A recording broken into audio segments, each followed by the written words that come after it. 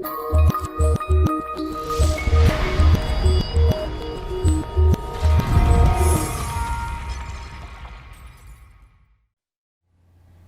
Gary here. The late George Carlin, comedian, had an interesting thing to say about driving. He said, when you're driving on the road, people driving fast on you, they're jerks. And people driving slow on you, they're a you-know-what. And it's kind of interesting because we do have that perception about where we are and where someone else is. Think of Occupy Wall Street, or the have and have-nots arguments, or the rich are getting richer and the poor are getting poorer, and a bunch of other arguments that kind of push us to these really bad emotional places, per se.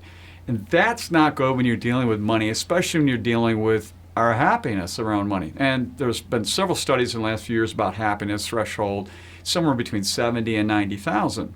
Well, there's an article that came out recently by Michael Kitces, and in there he had a particular graph showing the percentage of money we spend on different areas in our lives.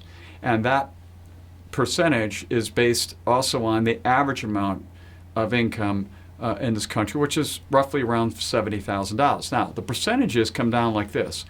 For a $70,000 income, it's about 20% goes to taxes, 25% to housing, 15% to transportation, 10% to food, and then 30% to everything else. Now, when you look at that, you're like that driver looking at somebody going faster and slower than you. So, somebody's going faster. Maybe they're making 100, 120, 130, 150,000 a year. And a slower one, maybe they're making 50,000 a year. Well, the point is, their taxes, their transportation, all the stuff will change. And what's important is to say it's where you are, how you're currently living, relative to what those percentages are. So somebody making 150,000, their taxes aren't going to be 20%. They're going to be 30 or 40%. They're going to be much higher because they're in a higher tax bracket. But their transportation, all things being equal, will be lower. It won't be 15%. It might be 10 or 5%.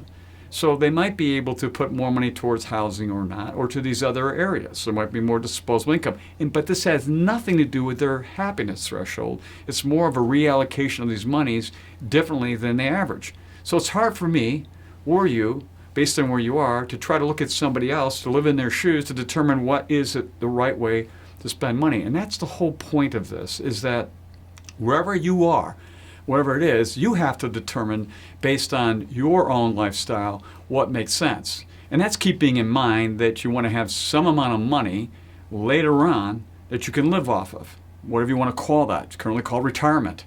But living differently in the future, where money is shifting from earning income through some kind of employment to having money pay you later on in your life, most likely.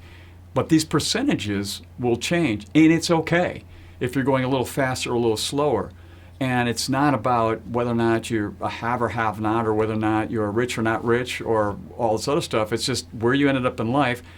And I really want to make the point, it's the happiness threshold. So if you're around 70 to 90, then you're going to make yourself unhappy probably by misusing your money more than anything else. Not necessarily because how much you make. That's the point. It's not about how much you make. It's about how you address that emotionally, socially, and otherwise. And that will make a big difference going forward if you can make that mind shift now, rather than having these other kinds of really more destructive ways that we think about things. So until next time, enjoy.